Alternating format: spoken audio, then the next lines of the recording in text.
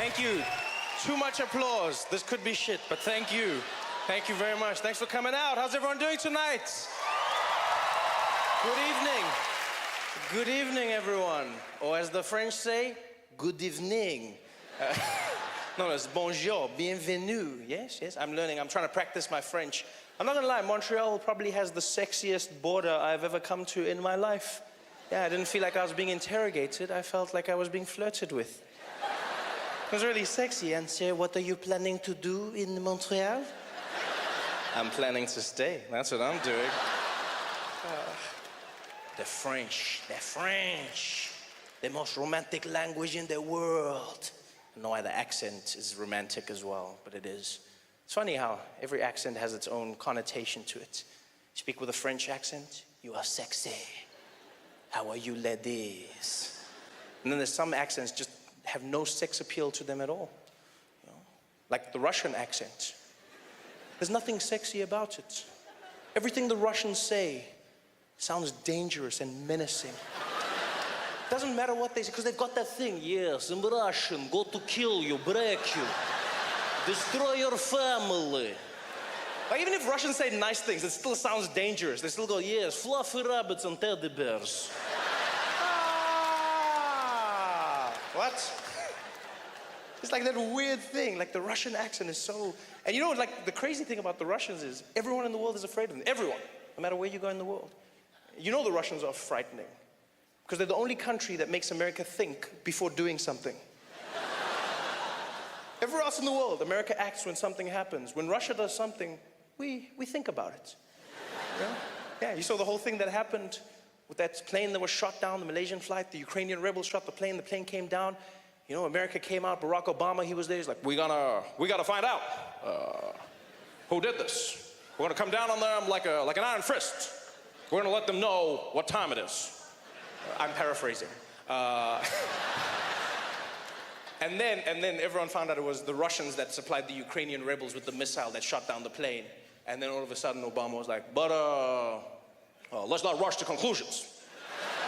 Let's take our time and not point fingers, especially not at the Russians. I'm going home now, thank you very much. There's something about the Russians. You know what's weird is, I find the Russian accent frightening, but not the Russian language. It's the strangest thing ever. There's certain languages I find frightening. There's certain accents that throw me off. You know, for instance, I find Arabic frightening as a language. You know, it just has that thing in it. The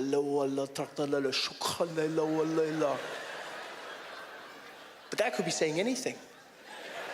We're talking about Candy Crush. But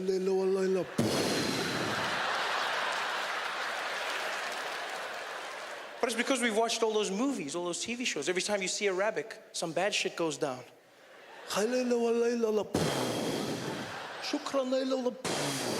It's never something cool or sexy, you know? It's never like, it's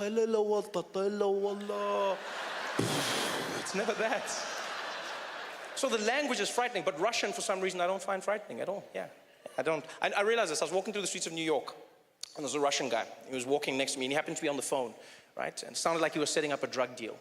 And so this guy is walking next to me, and he's talking. And he switched from English, the English-Russian accent, into Russian. And it went from fear to no fear. It was the strangest thing ever. He was on the phone, and he was like, yeah, no, Vlad, don't worry. The guys go to bed at 3 o'clock, okay? You meet them, you tell me after that, you got the package we call. Don't worry. Hey, Vlad, no, listen. Vlad.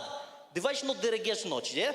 Да, действительно, видать, но вот jet на дегец нет, будоч динардич, вот не керрич, вот не get, вот дерет, and it was the craziest thing ever. He went from like international criminal to immigrant. It was the weirdest thing. Like, I had no fear at all. I'm not afraid of the Russian language, just the accent. In fact, to me, the Russian language just sounds like someone's playing a vinyl backwards. That's all I hear. It sounds like someone took a DJ of English and they were just there like, yeah, yeah. He's just like, yes, yes. We go to find, don't worry, Vlad, the guys go to be there, 3 o'clock, okay? Yeah, yeah, bring the package, don't worry about that. After that you find, you give me the call, okay? No, Vlad, нет. Вид ночь, get, вот, на жит, ради, вот, лигат, на жит, вот, ночь, вот, вот, зидночь, вот, зиржи, вот, get that, it ночь, bit, not bit, a bit Russian. That's what I'm hearing in my head.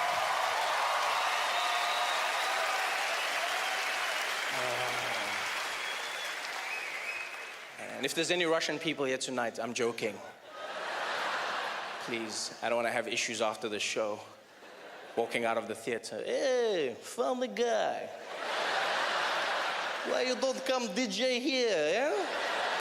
Wiki, do it again. Thanks for coming out tonight. We're gonna have an amazing evening.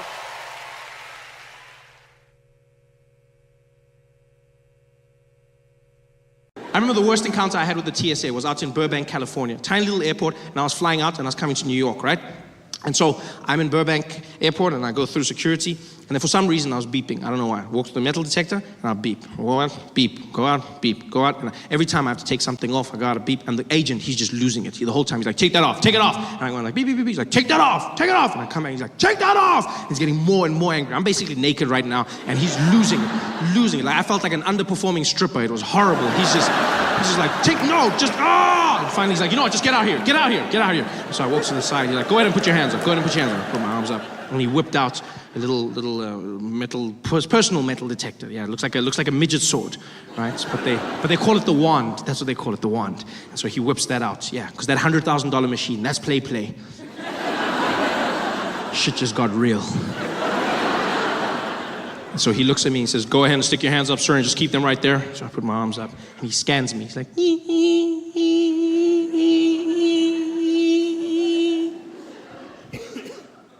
You got any metal objects on you? I'm like, well, then what was that for? If you were gonna ask me anyway, then what was this? The foreplay to my honesty? What is this? Why? And then, as if he can't do this right, he calls for backup. He goes, I'm gonna need you wait. Can we get Velasquez to gate 10, please? Velasquez to gate 10. And he calls for a man by the name Velasquez, who I'm assuming was the best wander that they had. Because he wasn't even on the floor. They called for him, and Velasquez emerged from the back offices of the TSA. And he walked out, and the energy changed. People bowed their heads as he walked past. Everyone gave him a little nod. You could see he was special, and he didn't look like it. He didn't look like much. You know, Velasquez was a little Mexican man, very long mustache, big chest, and he was very short, really short guy. But he didn't feel short.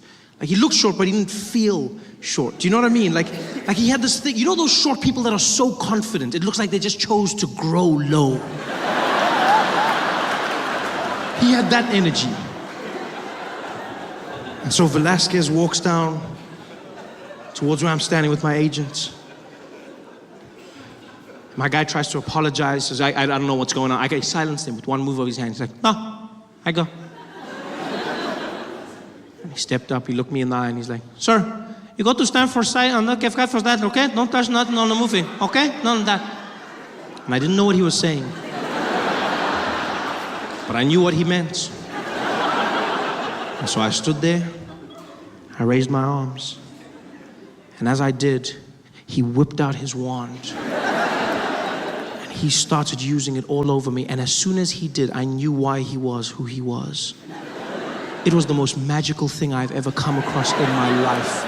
The way he wielded that wand was unlike anything I've ever experienced. I felt like I was being blessed. I just stood there with my head down as he went all over me, just blessing me with his power. It was something special. It was like a force and energy. It's like on the outside, you still heard that beeping. It was like, ee, but in my head, I heard a lightsaber. That's what I heard. I heard like, it was like,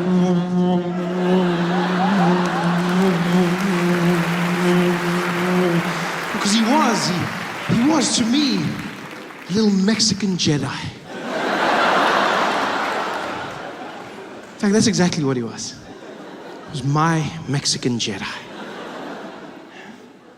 Which, by the way, I feel would be a welcome addition to the Star Wars franchise.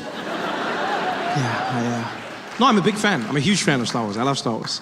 I was super excited when I found out they'd be making another one. I was losing my mind. I went back, watched all the movies, and I came to realize that there's no Mexican Jedis, not even one. There's no Mexican Jedis.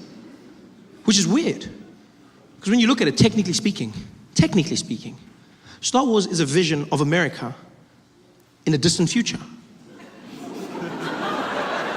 So,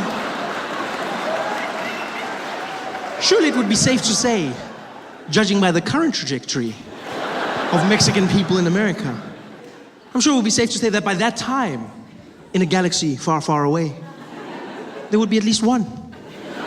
Just one Mexican Jedi. It's not even like it would spoil the story. Who knows, it might open up a whole new avenue. Can you imagine how different that epic scene between Luke and Darth could have been? Them battling it out on the Death Star.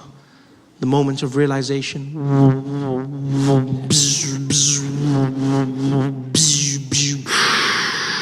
Luke. What do you want, you evil man? Luke. What do you want from me? No. Luke, man. Luke.